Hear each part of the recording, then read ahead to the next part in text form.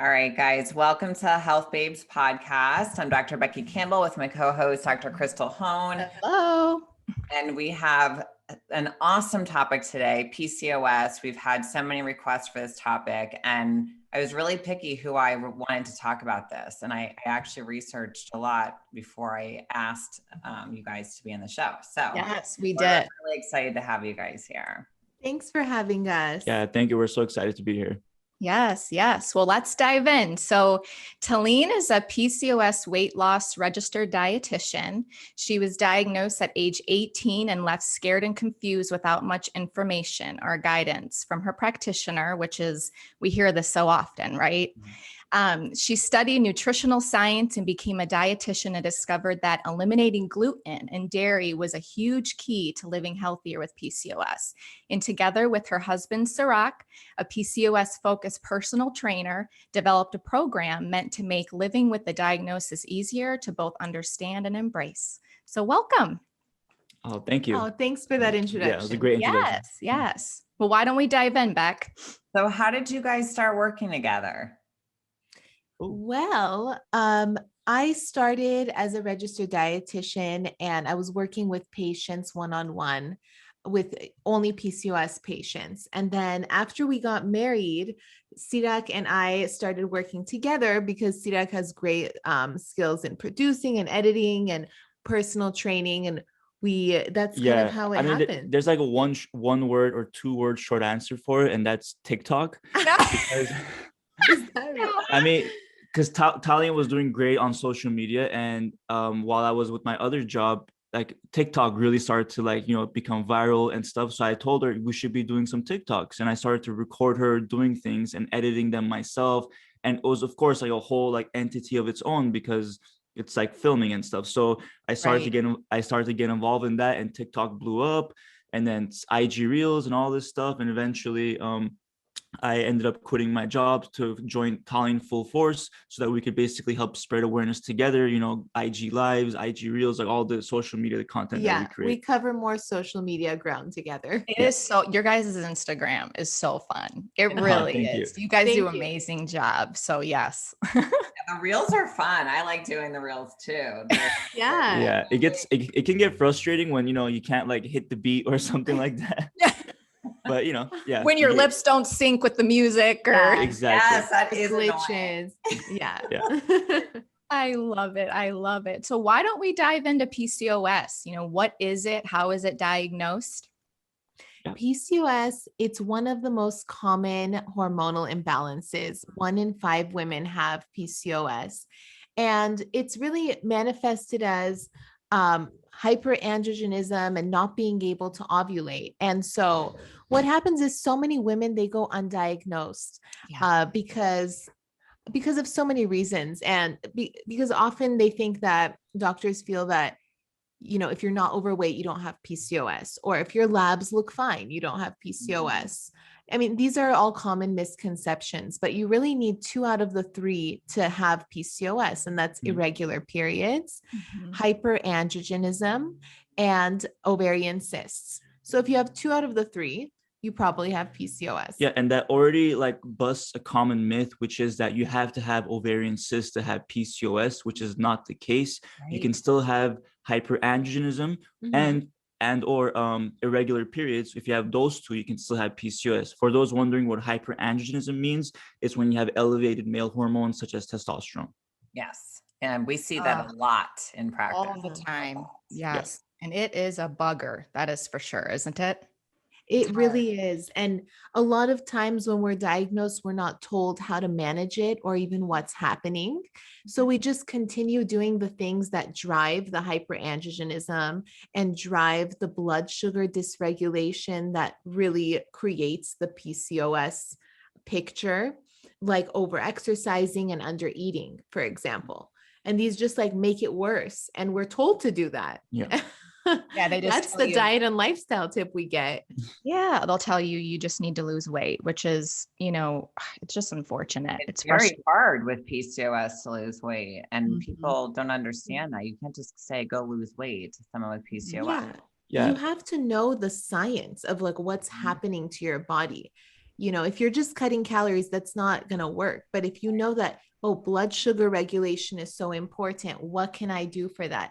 There are so many things throughout the day that you can do for that, but you have to know, someone has to tell you when you're diagnosed. Yeah, someone has to blood sugar. Someone has to explain how you have to manage insulin resistance in order to lose weight, or even managing, like adrenal fatigue or your thyroid issues. Like there's like so many different aspects to, managing PCOS, that this simple, just eat less, work out harder, like that does not work. I love your post that I saw the other day, and it was like, why do doctors, something like, why do they recommend metformin and not Ovasitol? Right. I love Ovasitol. It's so good. And we'll probably get into that a little bit more, but but it's people just this things that that are really simple things that can really help people with PCOS. So I'm sure you guys will explain more of that.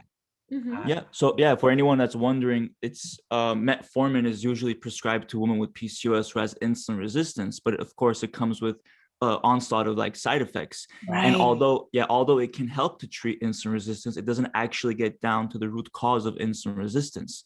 Whereas, there are natural supplements known as inositol supplements, and there's actually research comparing inositols to metformin.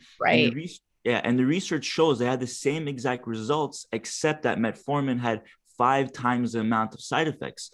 So when you look at the data, when we look at the data, it just seems like more common sense to at least try something that's more natural with less side effects. But of course, everyone has their own specific needs. So if anyone is on metformin, of course, talk to your doctor before making any decisions, and let them know about inositols. Let them know that there are research studies. Maybe it can be that your doctor is not aware.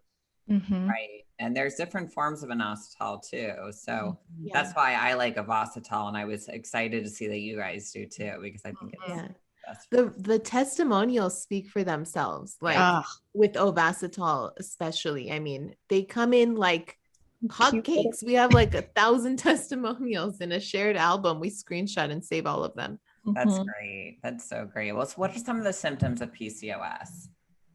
So some of the symptoms and signs of PCOS look like hair loss, facial hair, acne, and that's really hyperandrogenism playing a role.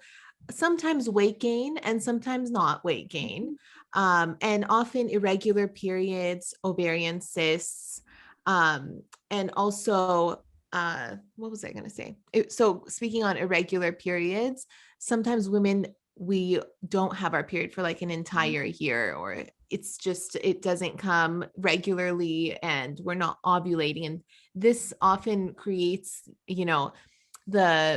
the other symptoms. This kind of like leads to the other symptoms as well. So that is typically the picture of a PCOS woman. And it's hard as a woman. You're losing hair on your head and you're gaining it on your body. I know. It's women get very upset about it, and it's especially when it's one of the more difficult symptoms to reverse. It can definitely be reversed. It just takes time. That's why it's difficult. It takes about 6 to 12 months.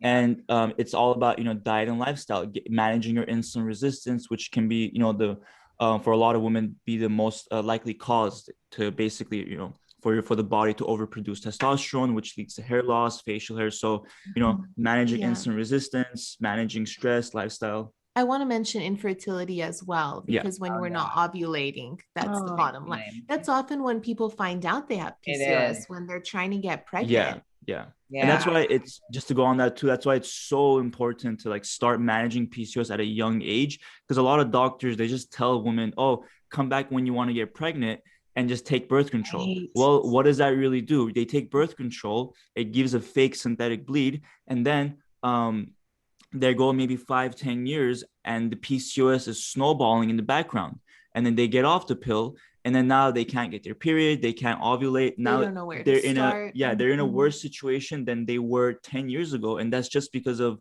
not being told you should treat it or all the information about it. I mean, what was your experience like with PCOS?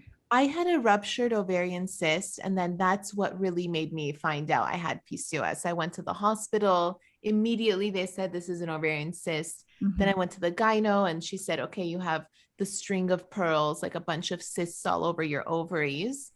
And then that's how I knew I had PCOS. But I wasn't told anything except take birth control. And then I took birth control, which helped, like, in terms of vanity, like my skin was better, everything was fine. And my quote unquote period was back.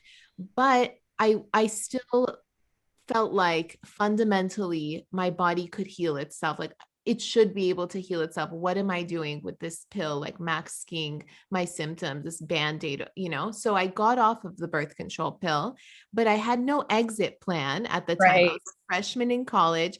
I was like, I'm just going to get off the pill. Wow. All my symptoms came back. Boom. I was a whole new person in a year. I was a completely different person. I was overweight. I had cystic acne all over my face. My mood was different. My hair, everything was so bad. And I was just I was scared to death. And I was like, I'm not going to go on the pill. I have to figure this out. And of course, the first thing that I did was eat less and move more. And that didn't work. And then I went to see naturopathic doctors, several, in fact, because I was new to naturopathic medicine. So I was like, what? Gluten and dairy free? Like, what is all of this? And then I went to a different one, and then she said the same thing. And I was like, okay, I think I have to really commit to like what they're saying. Yeah. And once I did that, my symptoms started getting better. And I mean, if I have one piece of advice for someone with PCOS, it's take advice from people who have reversed PCOS and have been through it, because they know the complexity, especially naturopathic doctors know the picture of the PCOS body and all the different things that play into it, because everyone's PCOS looks different, Yes, it really does. It really, really does.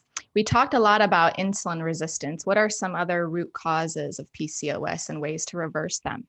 Yeah, we talk about the 4 types of PCOS to help people understand, what's their symptoms. So the first type is, of course, insulin resistance. 80% of women with PCOS have insulin resistance. The second type is inflammation.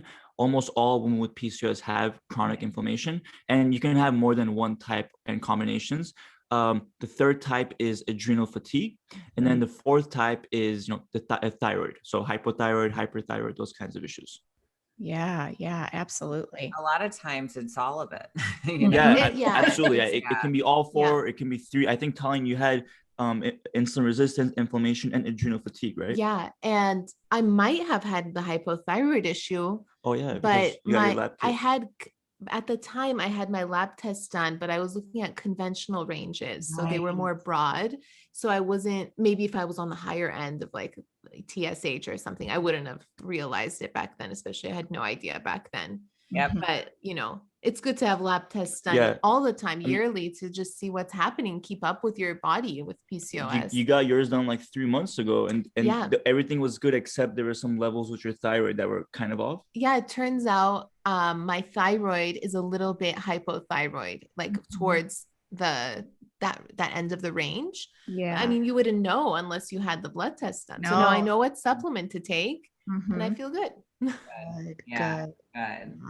What are some ways that you guys help, like your clients, to help reverse PCOS, or things that you guys do to really help them? Let's dive in a little bit with that. Sure. Yeah. So the first, we have something called the 5-stage success path in the Sisterhood, our membership program, and it kind of breaks down the steps towards managing PCOS. And the first thing we say is understand your PCOS type. Mm-hmm. So that's the first thing, whether it's through lab work or looking at your symptoms and kind of deducing what it might be, understanding your PCOS type so you can start implementing lifestyle changes. Yeah. And we actually have a PCOS type quiz that we can provide the link for your listeners. It's like a quick 1 minute quiz, interactive. You answer some questions, and at the end of it, it gives you what your PCOS type could be. Of course, it's not a diagnosis. Mm-hmm. And then it also gives you some tips to help with that PCOS type as well. Right. That's awesome. We love downloads. Perfect. We'll make that available. Over to you. Yeah. We also have a gluten and dairy free 3-day meal plan we can send to you. Nice. It's a download. Yeah. That's great. That's so great. We'll put that in the show notes, guys. Why don't you talk a little bit about gluten and dairy? You guys talk a lot about that, and it's really important for people to understand this. Yeah. So that's stage 2 and 3 of our 5-stage success path, going gluten and dairy free. And this can really give you an edge in fighting inflammation and fighting insulin resistance, two really common issues with PCOS. And you want to know if you're sensitive to it by cutting it out for 30 days to see if it's making a difference in helping with your symptoms, and then adding it back in at the end of the 30 days just to see if something flares up, right? A lot of times, sisters who take out gluten and dairy for 30 days find that they're losing weight, their inflammation is much less, they feel like they're not retaining as much water because they have more control over their insulin levels, their skin is glowing, and these are all good signs to continue doing it, because if you're seeing it on the outside, it's probably helping on the inside. Oh yeah. And for me, after doing it for like 3 or 6 months, my ovarian cysts started to disappear and now I don't have any. So it just goes to show how reducing inflammation, managing your insulin levels can really play a part in the picture of PCOS. But there's so much research on gluten and dairy. We can hop into that if you want. Yeah, there is definitely so much. And then once we help, people go gluten dairy free, we also help them learn their carb tolerance. This is really important. Yeah, it's really important because a lot of women are told to either one, go keto or just cut carbs out completely, which is obviously not a sustainable approach when, PCOS is a lifelong condition. We don't want to make people do, or people shouldn't be doing something that's not sustainable when it's not going to last, and then they kind of like fall back in that same cycle, Right. So without doing that, we want to instead create a carb tolerance, like a level of carbs that's right for each individual person, that so that they don't feel restricted as they're basically going through their diet and lifestyle. Yeah. And we have a method for them to test that out and figure it out in stage 4. That's so great, because when we work with patients, like we try not to do macros too much either, because we know that everyone's so different. Yeah. But when we work on people's, gut health, we do have to cut the carbs. And then what I always say to them after is, why don't we introduce back, and, we're kind of paleo based. So I say, why don't we introduce back some paleo based carbs slowly, so your body readjusts, and your body's really good at telling you how many carbs it likes.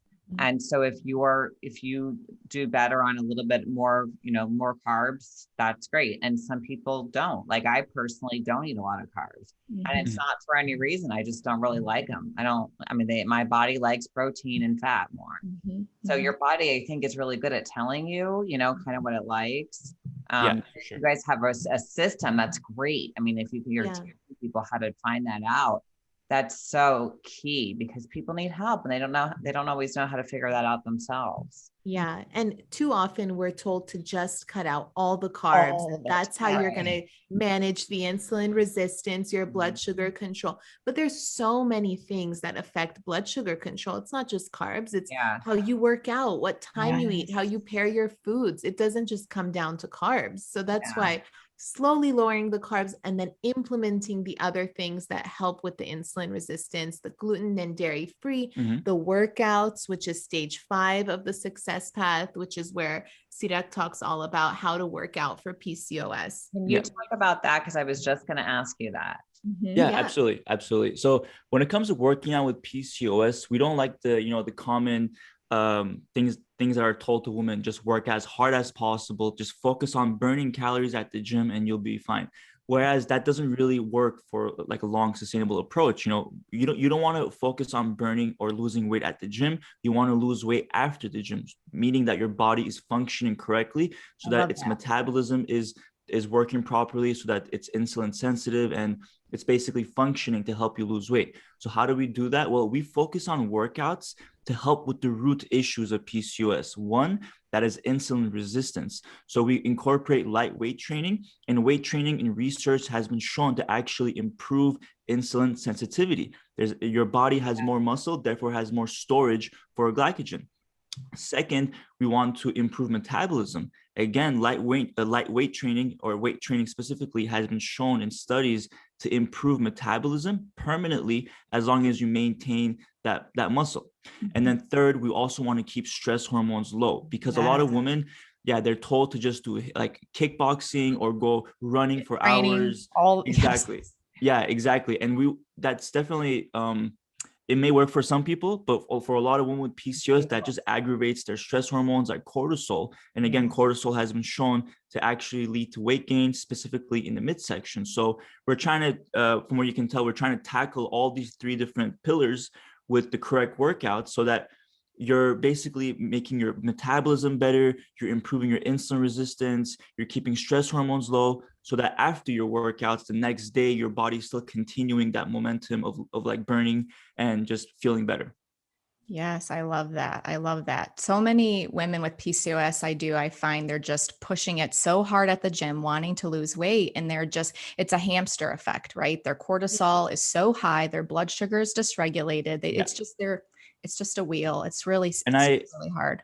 And I totally understand too, because as humans, we all want to get what we want as fast as possible. Maybe we want to lose weight, we go as hard as possible. Maybe we want to do that, we try to do as best as we can. But when it comes to our health, it's really important to think about the long-term sustainable approaches, because those are the ones that last forever. When you take your time, when you incorporate things slowly and you feel better slowly, those are usually the ones that last the longest. When you do, like, for example, keto can really help immediately with insulin resistance. Right. Yeah. But then after a week, you start to, miss carbs, you start to feel a little bit worse, and then you kind of fall off. And then now you're back into that same wagon you were before. So your stress hormones are through the roof because you're starving. It's so much stress. Cortisol can really be affected from that sometimes. And same with the lipid profiles. I mean, we see, a big change in lipid profiles in some people. It's not everybody, it's just some people. And I think when that happens, that's when it might not be the right place for you. I want to dive into some of these Instagram questions because we got so many. So I apologize if I butcher anyone's name, but it's Instagram and it's no one's real name anyway. So I'm going to do the best I can. So this is a tough one. Blessero 92. She said, and this is, this question stuck out to me because I've never heard this. And I don't know if you guys have either. So I want to know what you think. She said, why do people with PCOS, and she's referring to herself, have a strong odor? I don't mean armpits, but overall. Is that something that you think is a common thing, or is that maybe she just has some liver stuff going on? Probably some liver stuff going on. I don't think that's a common thing. I don't either. I've never heard anyone else say that. That's why I went. So what we'll tell you is start supporting your liver. You're not detoxing well. And when you don't detox well, that's when you start to have an odor. So a lot of women with PCOS have liver issues, right? Like a non-fatty, non-alcoholic fatty liver. And just our environment. I mean, we're all exposed to so much these days, and what's in our products and everything, that it's hard for our body to really push everything out. So a lot of people have issues with their liver. Okay. So let's see. I feel like I'm on Jeopardy. Like I'm like, I know. Okay. So this one is, I think it's Chanel K. Lewis. Are there any actual studies supporting gluten-free / dairy-free for PCOS? Yeah, there are studies on specifically dairy-free for PCOS, but it's really hard to get that research on PCOS women. There's not enough research being funded. It's not being done. And we can't just wait around for the research for specifically what we're looking for to come around. It's not that, you can just cut out gluten and dairy and see if it works for you and do your own research on your body, because everyone is different. But there's lots of research on how gluten triggers inflammation and how dairy triggers insulin levels. And those are 2 huge factors for PCOS. So we can use critical thinking and connect them. Yeah. And if you look at the last 10 years, actually research studies for PCOS have decreased by 50%, 50. So there's less studies being done now, even though it's even more spoken about. So when you have a condition that's treated in that way, where people are, not giving it the proper attention it deserves, it's a disservice to a lot of the people who have it. So that's why it's important to be, advocate for yourself and for your own health. And yes, there are actually studies connecting dairy and PCOS. It was a research study done in Tehran, and they actually got 400 women, and they found a direct correlation between milk consumption and PCOS. So although there's, not a lot of specific studies for PCOS and gluten dairy free, there are some, but like Tallene mentioned, there's a lot of studies comparing or showing gluten's impact on inflammation, on insulin resistance, as well as dairy's impact on both of those. So, at some point there's some connecting dots too. There's one, were you going to say something? I was just going to say, I think that people need to stop, only thinking things exist if there are studies on it. Exactly. Number one, those studies are out it from the rooftops. They're funded by the person that it's going to benefit. Exactly. And so it doesn't even mean that it's real data, So with functional medicine, and, with all the stuff that we all do in this natural medicine world, there isn't a lot of funding for studies. So that's why, but the pharmaceutical companies have tons of money for funding.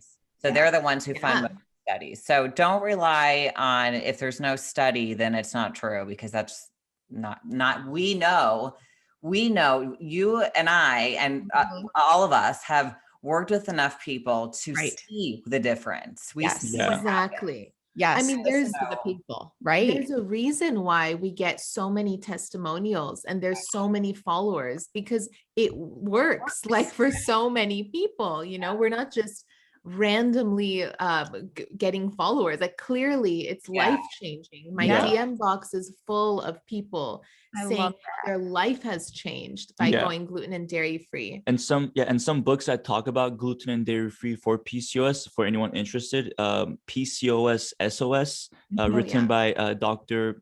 Oh my God, I can't remember. Dr. Phyllis Gersh. She's like a leader in the PCOS, in the PCOS field. She's a very famous gynecologist, but she writes about going gluten and dairy free for PCOS, as well as there's another book, 8 Steps to Reverse PCOS, written by Dr. Fiona McCulloch, again, talking about gluten and dairy. So there are doctors talking about it. Unfortunately, studies aren't out there as much, but like you mentioned, the studies aren't free. Like there's only very few studies that are done by the government, funded by the government, but a majority of studies are funded by the Dairy Council or funded by specific companies, because they want the results they want. And if they don't get that result, then they'll just shut down the study. Like it's very, very common. That's so true. It is. Why don't you give, I'm sorry, Beck, what were you going to say? Well, people don't know how to even look to see who is funding the study. They don't, studies are hard to even understand sometimes anyway. I mean, article, but I'm going to read a couple, more of these. Okay. So this is a good one. It's The Future is Bright 2022. Oh, that's positive. I know. How do I get the energy to stick to everything I need to do? Oh, what a good question. Well, I think that the best way to start with these lifestyle changes, because there's so many that you can do for PCOS, just start with one. If you want to start with going gluten-free, start with that and just start with breakfast. Doesn't need to be everything perfect that day. Just start with breakfast and slowly start getting your body used to eating that gluten-free breakfast. Then you layer on the other things. And then you have the energy to do it because you are motivated, because you're seeing, seeing yourself be consistent. And now you're kind of, okay, I can do this. And you're feeling better. I'm feeling better. I see the results a little bit. My skin's starting to clear up. Let me see if I do this a little bit more, what's going to happen. And so by slowly starting and not thinking of everything all at once, then you get the ball rolling, you get motivated, and then you have the energy to do it all one by one. I mean, it's been so many years that I've had PCOS and I'm still doing stuff. I'm still, changing my makeup to be toxin free. Like maybe I could have done that years ago, but I just started doing it, it's a lot of stuff. Yeah. Yeah. And we recommend too, if you, especially with products, when you're switching over, it can be very expensive for people. So when you finish one, throw it out, replace it with, a better option. Right. Yeah. Why don't you just give us an example of what your day looks like, just to tie into this so that someone is in it, it can fall into the last question too, how you manage your day to day. Okay. So first I wake up and let's see. That's good. First I wake up. That's a plus. I wake up with energy You because should mention you wake up after 7 to 8 hours of sleep, because that's Good. important. I was going to ask that. Yes. Good. You know where I was I going. get 8 hours of sleep for sure. We're blessed to be able to work from home and have our own schedules and do our own things. But I definitely get 8 hours of sleep, because let's start with my nighttime routine and then go into the daytime, because that's where it really starts. What you do before bed sets you up for the next day. Yeah. So before I go to sleep at like 10:30, 11, I'm turning off the screens a couple hours before. I'm trying not to stare at my phone, even though it's hard. Sometimes I'll pick up my phone, but I try to read and distract myself from my phone. And definitely we like to eat around like 7:30, and then we don't snack at night, except sometimes we'll have like bean fields chips, like something high in protein. Yeah, sometimes we'll have a snack here or there, but usually we try to avoid having something after dinner, sugar or something like that, because I want to keep my blood sugar stable throughout the night, right? So, and I definitely I take exactly. And I take CBD before bed, which really helps lower my cortisol, get my mind ready for bed, relax myself. Sirak plays the guitar. We're setting the tone. And I love that. You serenade your wife. And then I'll go to bed, wake up, and then I'll have a high protein breakfast, around 35 grams of protein. That's great. Because I want my blood sugar to be stable. And we're going to start with the first meal of the day. And it's peanut butter, almond butter, and protein powder, hemp protein powder. Sometimes I buy Daily Harvest, just so I can like mix up the smoothie flavors. But one thing you're not doing is packing it full of like different fruits, because you don't want to, have a bunch of like high sugary smoothie. Exactly. Because that will really spike your insulin levels quick.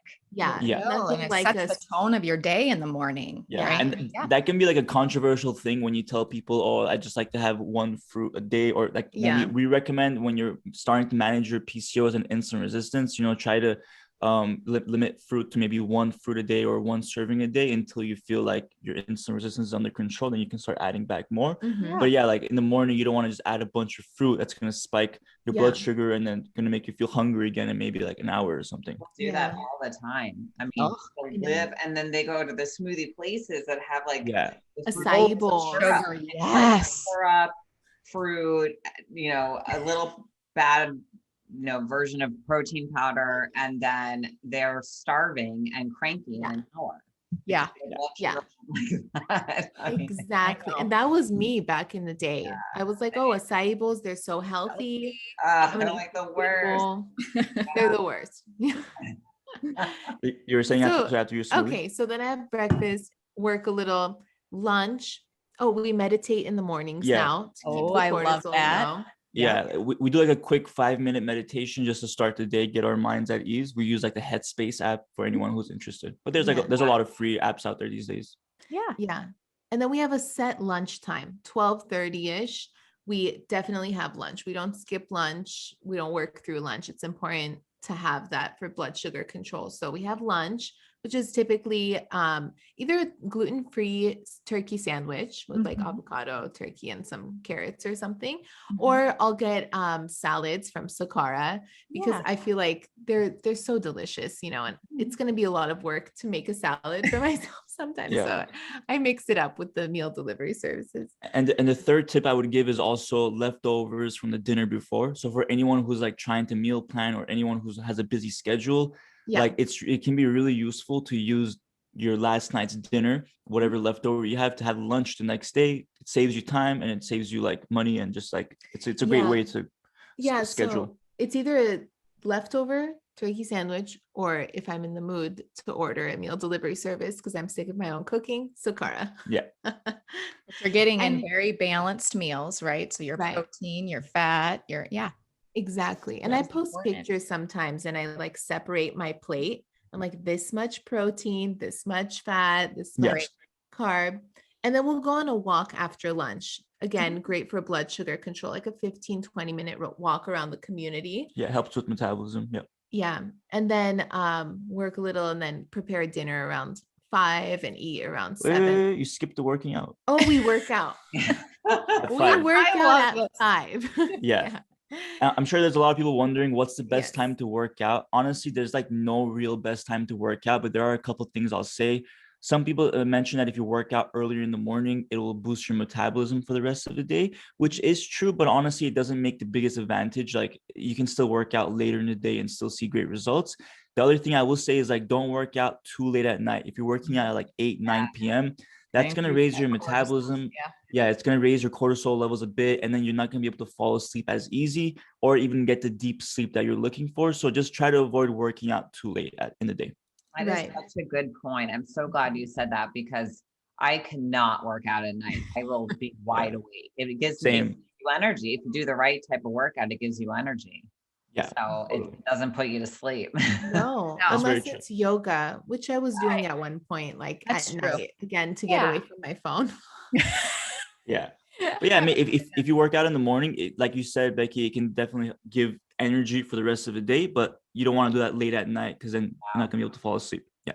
So 5 o'clock we go work out. 5 o'clock we work out. We come home around 6:30, and then I'll put together like a 30-minute meal. Usually I show that on Instagram stories, and then we'll eat that. And again, the nightly wind down routine starts. Yeah. And then once again, 8 hours of sleep and the whole routine all over again.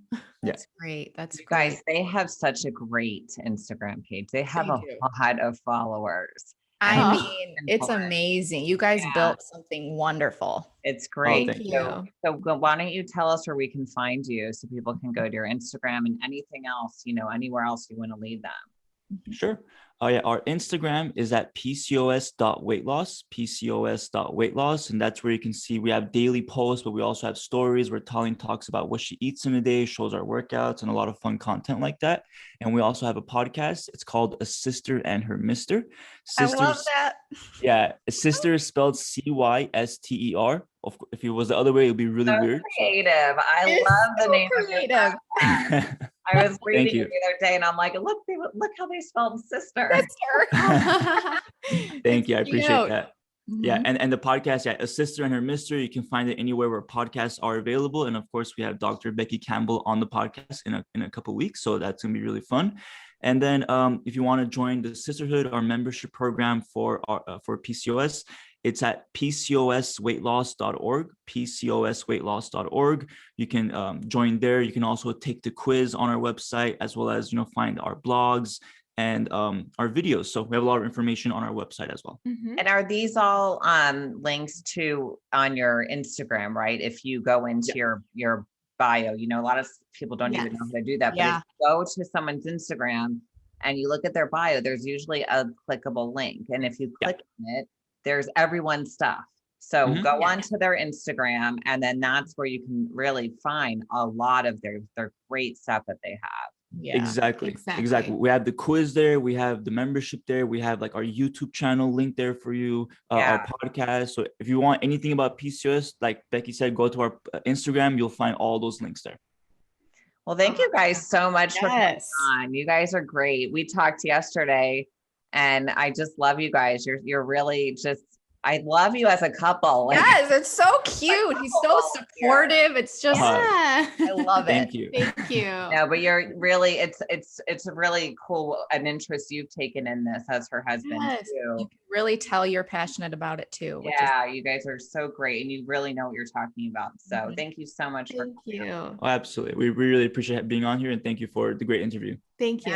Guys, don't forget to leave a review. And when you leave a review, mention this episode, because we want to lead people to the right episodes for them. So mention the episode about PCOS and say, anything you want about the episode, and what we're, really happy if you do that. It helps us to keep this podcast going and to really lead people in the right direction for what they need to know. So thank you guys for listening, and have a great day. You too. Yeah.